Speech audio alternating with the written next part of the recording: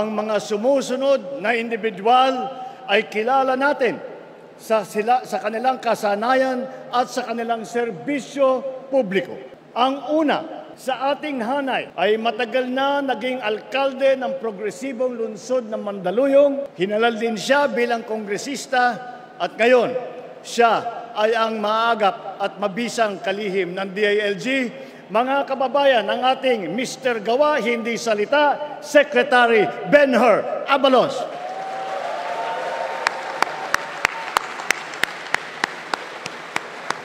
Ang susunod naman ay sumabak din sa Kongreso.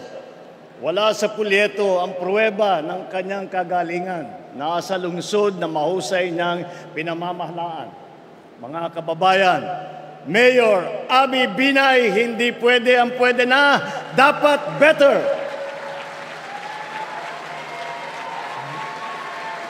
Ang susunod naman po ay kinikilala po natin na kumpanyera. Siya rin po ay walang pagod na kampanyera para sa kalusugan ng mamamayan, edukasyon at kabataan.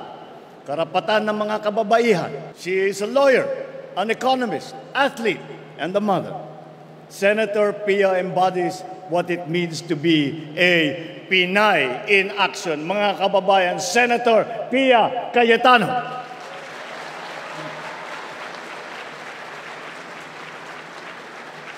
Ito naman ay isang officer and a gentleman na tapat at buong tapang na naglingkod ng lampas 5 dekada sa taong bayan. Ano man ang kanyang sasabihin at gagawin, ito ay laging nakaangkla sa motto ng kanyang alma mater. Courage, integrity, loyalty. Isa po siya sa tunay na nagsasabuhay sa mensahe ng aking SONA. Ang tama ay ipaglaban, ang mali ay labanan. What is right must be kept right. What is wrong must be set right. Mga kababayan, Senator Ping Lacson. Sanay ring mamabatas ang susunod sa ating lineup. Nahasa bilang vice-gobernador na ngayon ay nasa Senado. Naging gobernador din ng lalawigan niya ng Pampanga. Mga kababayan, ang Supremo ng Senado, Senator Lito Lapid.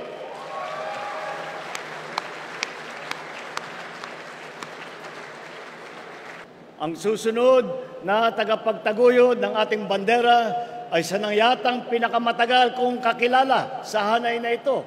Siya ay walang iba kundi ang aking kapatid, ang aking atay, si Manang Aimee. Nasa dugo na po namin na manilbihan sa kapwa at ang pagmamahal sa bansa. Naging kongresista, gobernador at senador. Sabi rin nila, prangka daw siya. Pero ito ay pagiging prangka sa pagsabi ng totoo at ang pagkikiling sa tama. Sa kanya, sigurado ang kanyang Aimee solution. Mga kababayan, kasama din po natin si Senator Aimee Marcos na naunahan na ang mga ibang senador at busy na nagkakampanya at hindi makarating ngayong araw na ito. Tanyag, hindi lang sa ating bansa, kung hindi sa buong mundo. Ang susunod natin ay ang ating pambansang kamao na nagpamalas ng galing bilang mambabatas. Mga kababayan, ang ninong ng bayan, Senator Manny Pacquiao.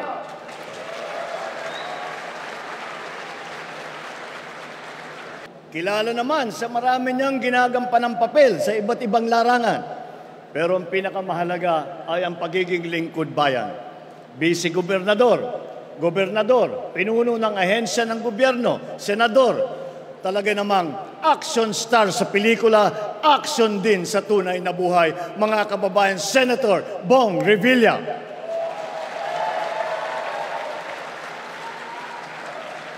Ang ating susunod ay nakapaglingkod ng 24 na taon bilang senador. Kasama natin sa paglalakbay tungo sa maaliwalas na bukas. Mga kababayan, hindi na po nangangailangan ng introduction ang dating Senate President Tito Soto, maaasahan ng pamilyang Pilipino.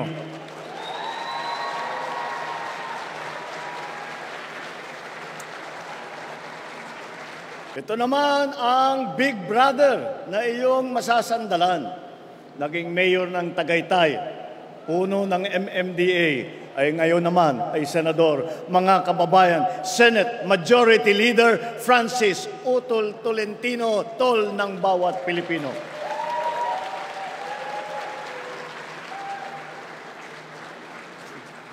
Ang susunod kong ipapakilala sa inyo ay isang public servant na noon ay madalas kong masabihan na ang ama ng saklolo.